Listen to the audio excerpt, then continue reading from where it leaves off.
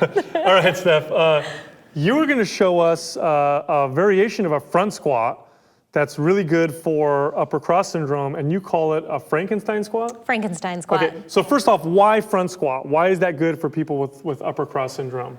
Front squats are just much more functional than back squats, especially for women who have a larger chest or are more rounded in the shoulders. Holding the weight in front and promoting that upright posture of the torso is just more effective for correcting the upper cross syndrome. Oh, right. Well, yeah, that's true, because in order to do a proper front squat, you have to have that good posture, otherwise you're totally going to fall off. Exactly. Okay, so what's a Frankenstein squat? A Frankenstein squat is a regression of a front squat that I teach to people who have difficulty getting into that front rack position. It's not an easy position to get into, but this helps keep the right alignment. So what you would do for a Frankenstein squat is take a dowel rod or a very light stick, and you place it across the anterior deltoid, so it's the same place that you would be holding the barbell if you were doing a front squat. So it's right across the front of the shoulders, you're keeping your arms high, and you can see it's balancing all by itself. Exactly. And that's what you want, right? Yes, and it will make contact with the neck, and it helps people get comfortable with that,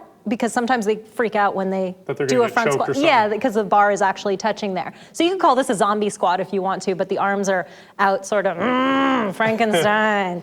Okay, so you assume your squat position, and as you come down into that squat, you have to maintain a good upright posture with the torso, because if I don't, and everything starts to come down, then the stick falls. Then the stick is going to roll off. I see. Now, things to note here.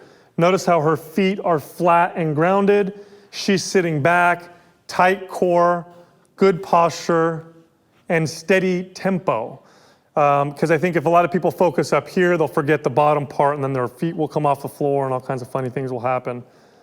So while you're doing these, you're constantly trying to keep the arms pointed up and trying to keep what, tension here in the upper mid back? Yes, I do feel some activation there in my upper back as I'm doing this, but also lots of core activation, fighting to keep my chest up and not just letting it collapse down. Because you want to stay real upright and real tall. Exactly. Excellent. Now, stance-wise, it looks like your stance is like what you would do like a normal squat. Yes. So not any more narrow, not any more wide, just kind of comfortable? Yeah, I would say, a squat stance is something that people really need to experiment with. They can allow the toes to go out. My toes go out more on my left side than my right, but the two hemispheres of your pelvis can be different from one another. So you don't need to make everything perfectly symmetrical when you're squatting. Wow, that's a very, very interesting point. I've never heard that before. It makes plenty of sense. So find your comfortable squat that can keep your feet planted, get the bar across the shoulders, keep the arms high, come down nice and controlled, do your squat, and then come up. And we're looking for reps on this. How many reps do you think people should aim for? If they're a beginner, somewhere between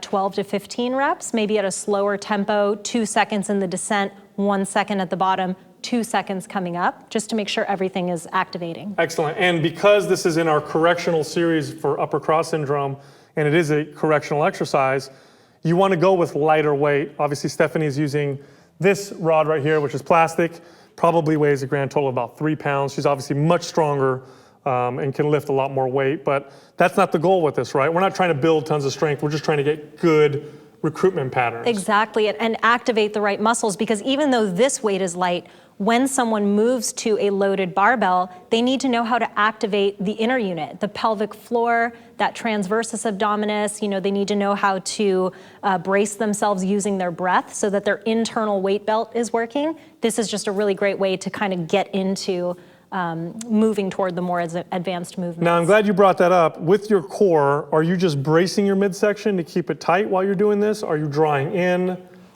For people who don't have a great connection to their core, it's a good practice for them to draw the navel in as they descend and then exhale through pursed lips and keep that navel drawn in. But when you have lighter weight, you don't necessarily have to do that much bracing. But as the weight increases, it's very important to take that breath, draw the navel in, come down in the squat, exhale through pursed lips as you come up through the sticking point to maintain that intra-abdominal pressure. Excellent. Thank you very much, Stefanie. You're welcome. New video every single day. Subscribe to our channel. Also, mindpumpmedia.com, 30 days of coaching for free. It's available right now.